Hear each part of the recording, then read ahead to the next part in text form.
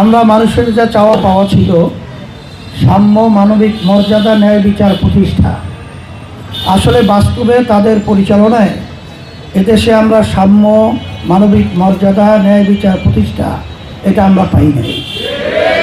বরঞ্চ আমাদের দেশ অন্যান্য দেশের দিকে যদি আপনি তাকান, যদিও আমাদের দেশের পরে তারা স্বাধীন হওয়ার পরেও তাদের দেশ অনেক দিক থেকে উন্নতি হয়েছে, কিন্তু আমাদের দেশ কিন্তু দিনার দিক, চোরের দিক থেকে ফার্স্ট হয়েছে, দুর্নীতির দিক থেকে ফার্স্ট হয়েছে, খুনির দিক থেকে ফার্স্ট হয়েছে।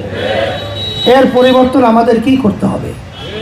যদিও নাকি অনেকে মনে করেন আমাদের হাত পাকা প্রার্থী বলতে গেলে এখন রাজনৈতিক যে জোটবদ্ধ হয়ে চলছে, একা হয়ে গেছে।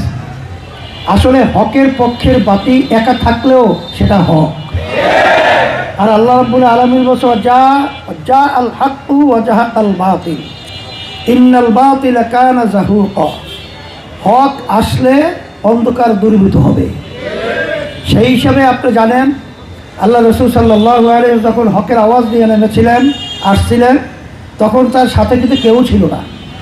কিন্তু আস্তে আস্তে আলহামদুলিল্লাহ তাম দুনিয়ার ভিতরে এই হকের আলো আল্লাহ জ্বালিয়ে দিয়েছেন।